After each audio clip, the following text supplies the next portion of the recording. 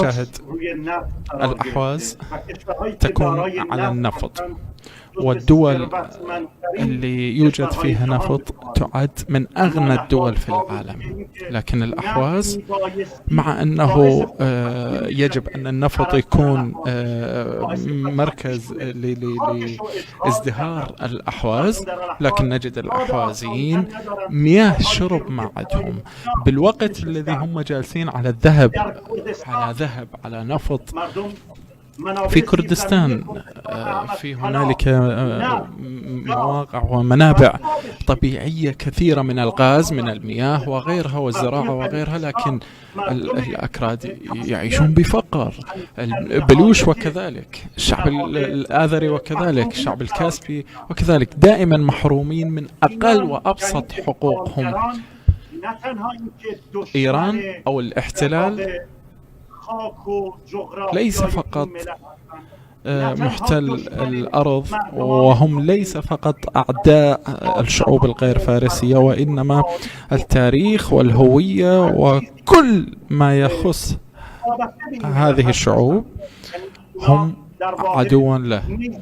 هم بالواقع يشوفون الأحوازيين، التاريخ الأحواز، القابات الأحواز، الأهوار الأحوازية عدو لهم.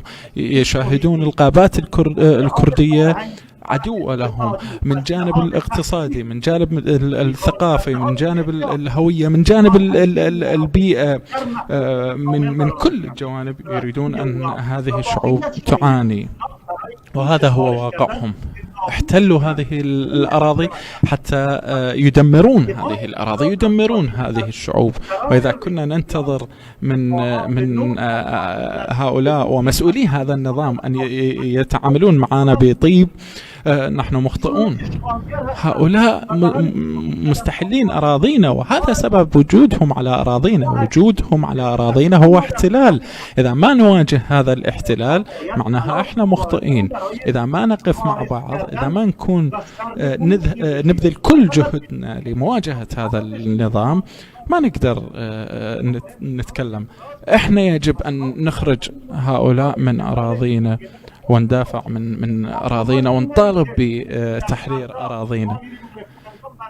احنا باكر غدا نأتي ونتحدث على أنه نتكلم عن ديمقراطية وفدرالية. لا، ليس كذلك. هؤلاء ليسوا مسؤولين ولا يجلسون ولا يتراجعون لخطوة الديمقراطية، ولا يفكرون بالديمقراطية. هؤلاء يوم بوجود هؤلاء يوم بعد الآخر أراضينا تذهب، أبنائنا تقتل، يمارس علينا الظلم والاضطهاد. وهذه الأنظمة، هذه أنظمة عدوانية، وكل من يأتي معهم على هذه العقلية يأتي بنفس المنهج، ومن يفكر غير ذلك هو مخطئ.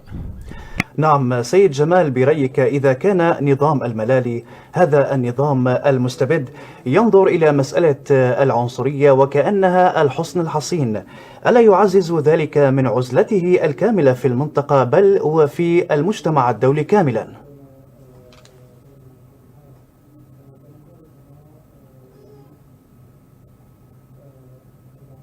السؤال. نعم سيد جمال، برأيك إذا كان هذا النظام المستبد نظام الملالي ينظر إلى مسألة العنصرية وكأنها الحصن الحصين، ألا يعزز ذلك من عزلته في المنطقة وأيضا في المجتمع الدولي كاملا؟ نعم أوكي. نعم سيد جمال، برأيك إذا كان نظام الملالي هذا النظام المستبد ينظر إلى هذه العنصرية التي يمارسها وكأنها الحصن الحصين، برأيك ألا يعزز ذلك من عزلته الكاملة في المنطقة بل وفي العالم كله؟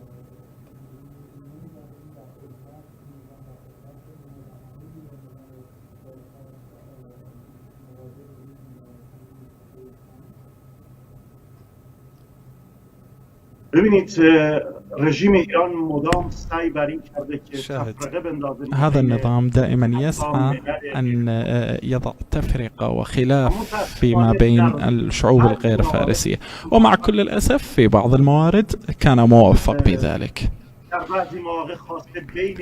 وفي بعض الأحيان بين الأكراد والبلوش والكرد والأذريين والكرد والعرب الأحوازيين وغيرهم، يعني يخلق بعض الخلافات، وهذه هي سياسته، فرق تسد. هذه هي السياسة المعتمدة لدى هذا النظام من فترة رضا خان إلى الآن. هذه السياسة الموحدة لديهم، هي هذه السياسة يسعون أن يمحون هوية الشعوب الغير فارسية ويدمرون الأرض وجغرافيتنا ويحتلون أراضينا. هذه سياستهم وهذا ديدنهم. نعم، وبرأيك هل هذا النوع من العنصرية يبرر ممارسة أبشع أنواع التعذيب ضد المعتقلين، وهذا أيضا ما يتجلى من خلال التهم الغير منطقية التي يوجهوها لهم باستمرار؟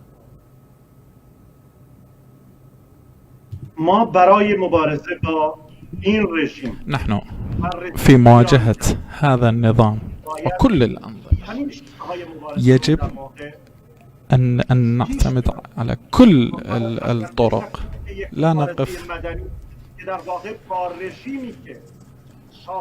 على مواجهة مدنية فقط، وإنما يجب أن نفكر بكل الطرق، ليس فقط في الحديث والمناورات السياسية وغيرها نستطيع أن نستعيد حقوقنا.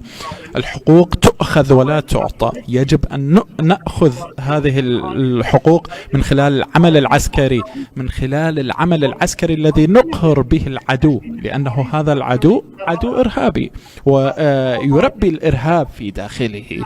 إذن يجب أن نفعل ونقوم بفعل مواجهة هذا النظام للعالم أجمع، أنه إحنا نواجه الإرهاب، إحنا بسلاحنا نواجه هذا الإرهاب، وحربنا مع هذا الإرهاب هذا النظام هو دفاع عن النفس. هذا سلاحنا نرفعه للدفاع عن النفس، نحن بأراضينا وهذا العدو من دخل علينا على أراضينا، والدفاع عن أنفسنا هو حق مشروع نواجه به هذا النظام الإرهابي. وهذا بوقت يكون الذي نستطيع نحن الشعوب الغير فارسية نوجد بيننا اتحاد موحد. يجب ربما لا نستطيع كلا على حدة، أنا الكردي وأنت الأحوازي وغيرنا، لا نستطيع أن نفعل شيء، لكن إذا كنا يد واحدة، كنا مع بعض، كنا قادرين أن نكون بمواجهة هذا النظام كلنا مع بعض، سنحقق حقوقنا ونستطيع أن نقف بوجه هذا النظام. حقوقنا ليست إلا تحرير وطرد هذا العدو الإيراني الإرهابي من أراضينا. نعم سيد جمال، دعني أنتقل إلى موضوعنا الآخر. فالبارحة عقد مؤتمر لممثلي الشعوب غير الفارسية داخل جغرافيا إيران السياسية، وذلك أيضا بطريقة الفيديو كونفرنس، وأنت كنت حاضرا في هذا المؤتمر إلى جانب كل من سعيد حميدان رئيس حركة النضال العربي لتحرير الأحواز، وأيضا السيد ناصر بليدائي الممثل عن حزب الشعب البلوشي، وأيضا السيد صالح كامراني عن حزب أذربيجان المركزي، وحضرتك عن حزب استقلال كردستان. برأيك ما مدى أهمية هذه الخطوة في انضمام شعوب غير فارسية إلى ائتلاف الشعوب المتضررة من إرهاب النظام الإيراني الذي تم تأسيسه مؤخرا برعاية وتنسيق كاملين من حركة النضال العربي لتحرير الأحواز؟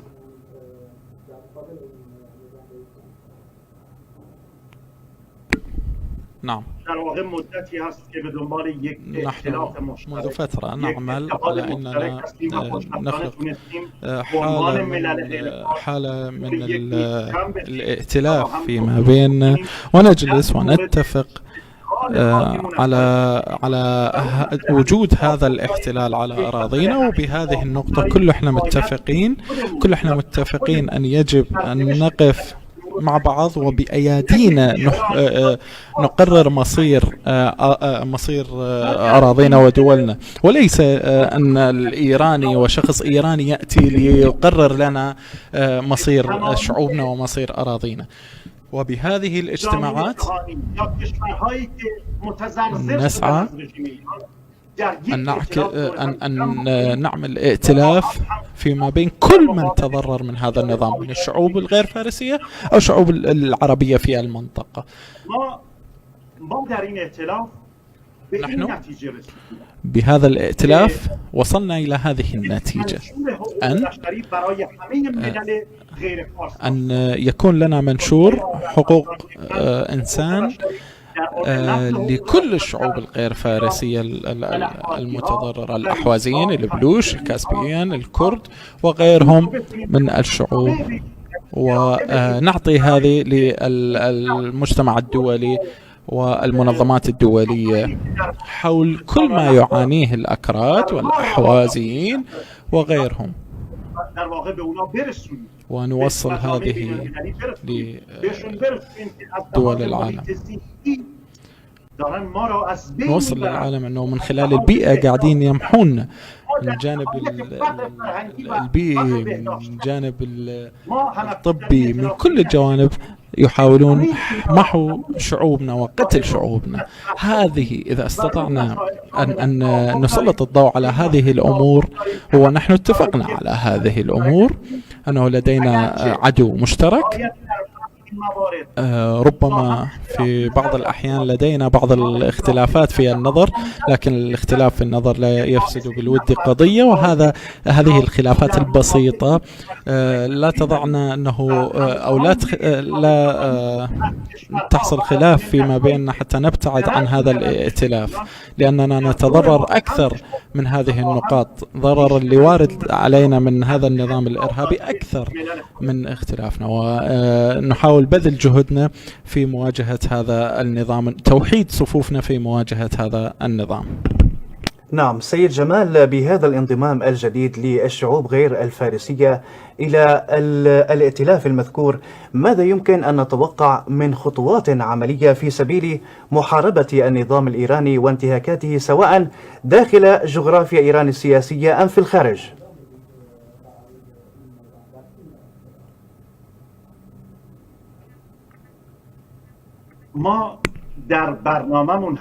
نحن في برنامجنا أن نخلق لوبي في الدول مع الدول العربية والغربية والأوروبية، نخلق لوبي